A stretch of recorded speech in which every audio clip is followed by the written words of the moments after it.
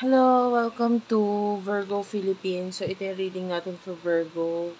Sun, Moon, Rising, Venus, and Jupiter Virgos. We'll take only what resonates. Hindi ito magra-resonate sa lahat. Kasi hindi ko naman po talaga makakuha lahat ng energy ng Virgo sa mundo. So, kung gusto ninyo, pwede kayong magpa-personal reading. Ayan. Ah, wait lang guys. Medyo may inaayos lang ako. Okay. So, pwede kayo magpa-personal reading sa akin. Ito yung mga details para dyan. Ayan.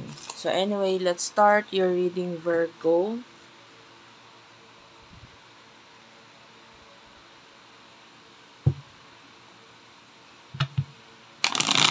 By the way, we do have products na available, new products na available sa aming TikTok shop.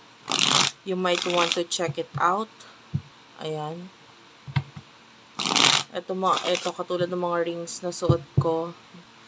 This one sa aking kanang kamay ay ang aking personal loved na from this collection, bagong labas sa aming collection, which is this is a locket ring. Tapos crystal ring ito. Wala lang, pinakita ko lang kasi ang ganda, favorite ko siya. Sa mga bagong labas namin ngayon. Okay. Let's start. What do we have here for the sign of Virgo, Sun, Moon, Rising, Venus, Jupiter, Virgos, Knight of Wands, Three of Cups. You're thinking of someone right now na I feel like maraming could be a friend or a person in the past na parang gusto mong maka-reconnect or maka-reconcile itong taong ito. Yung iba, if this is not a friend, could be a family member. Yan, could be someone na either ikaw ang magta-travel or siya yung nagta-travel and you want this person, gusto mo siya makita. You want to reconcile dito sa taong to, makipag-connect, makipag-reconcile, makausap, maka-chat, maka-message, whatever. But some of you, ganon. Ito yung nasa isip mo ngayon. Sino to person na nasa isip mo for the sign of Virgo? Sun, Moon, Rising, Venus, Jupiter, Virgo. Palace of Wands is here. Okay. This is a person in the past, definitely, with the Six of Cups, Palace of Wands. Parang nagkaroon na ito na, it could be someone na kasama mo sa home or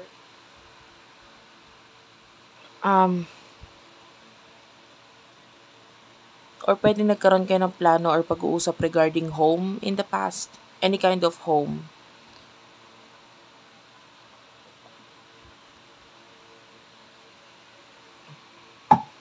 May pag-uusap regarding bahay or whatever.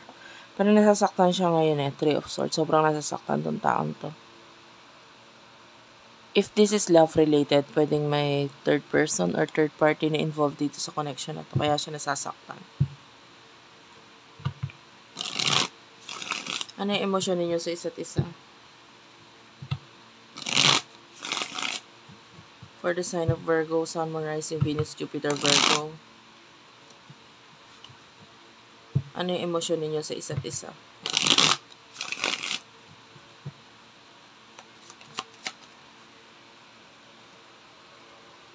The Hanged Man.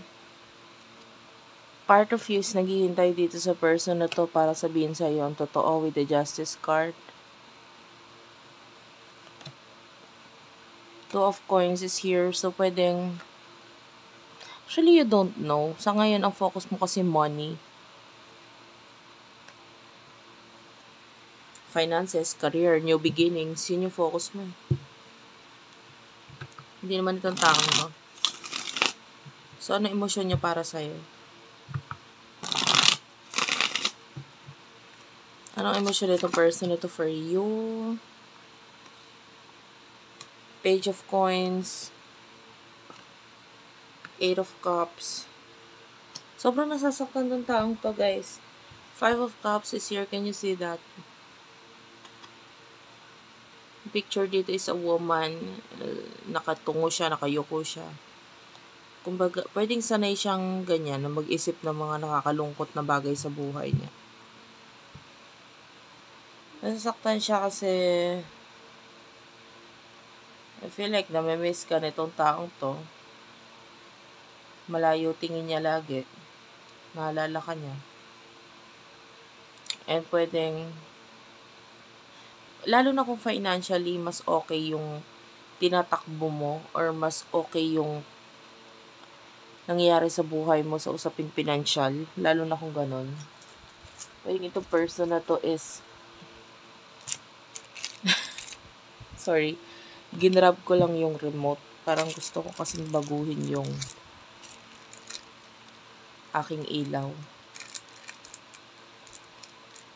Ayan. Medyo gusto ko medyo marang dramatic. Pag ganun-ganun pa eh, no? Ayan. Anyway. So, ayun. With the Five of Cups,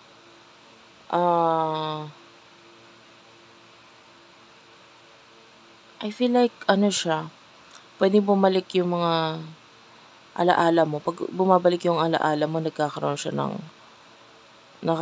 siya ng sobrang kalungkutan. Like, anxiety, depression, pwedeng bumabalik yun.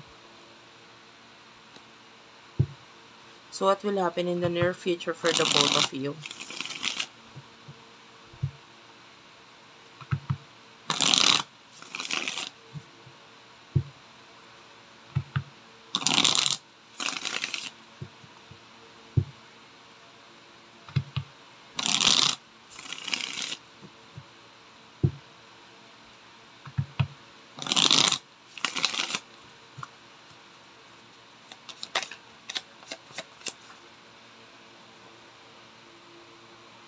The Emperor, wala ka kasing, alam mo yon, naalala mo yung tao pero wala kang pakialam sa kanya, parang gano'n.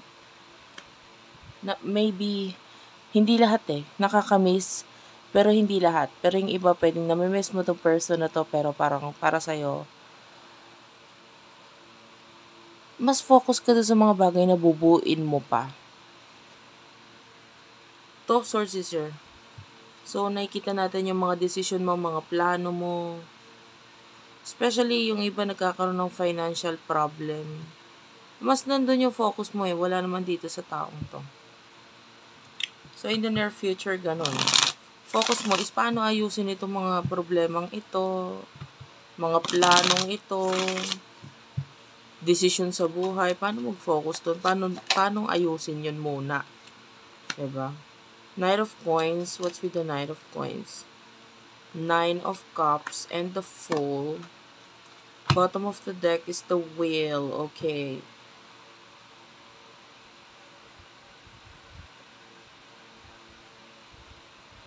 Well, in the near future, nakikita natin na ikaw ay, ito person na to, no?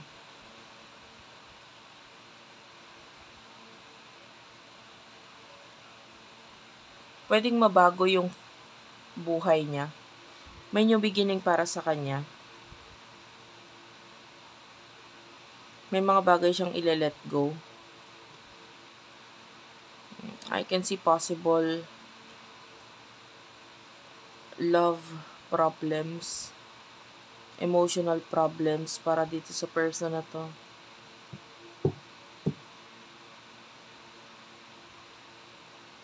Alam mo yung parang wala kayong masyadong connection in the near future.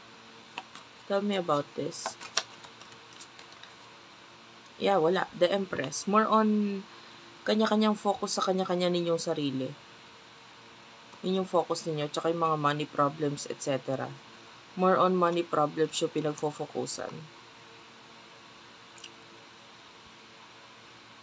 I can see problem regarding money, pero sa food, wala tayong nagiging. Kumbaga, as long that there's a food on the table, meron naman, pero may mga difficulties lang pagdating sa finances. Which is normal naman yun. Kumbaga, nangyayari talaga sa buhay ng tao yun. Pag umiedad or nagkaka-age, of course, nadadagdagan ng problema, which is mostly naman pera ang problema.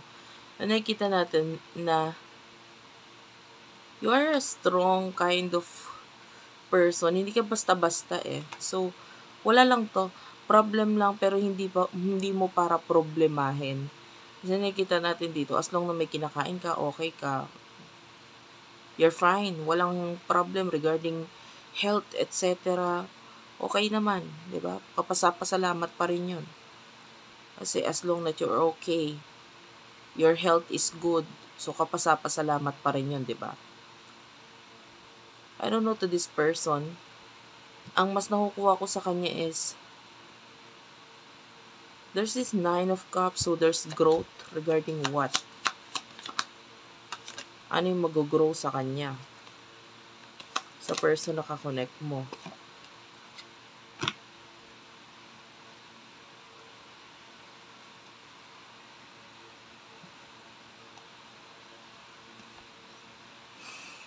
Plano. May growth sa kanya eh. Kung may inend sana siya na bagay na maaaring hindi niya inend, so nagbibigay ito ng stress ngayon sa kanya. Okay? So, wala akong masyadong nakuhang message regarding sa inyong dalawa kasi nakakita tayo ng wala kayong masyadong ganong ka-connection ngayon itong person na to. So, thank you for watching. I love you all.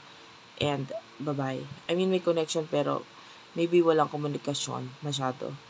Okay? So, thank you for watching. I love you all. And, ingat kayo. And, bye-bye.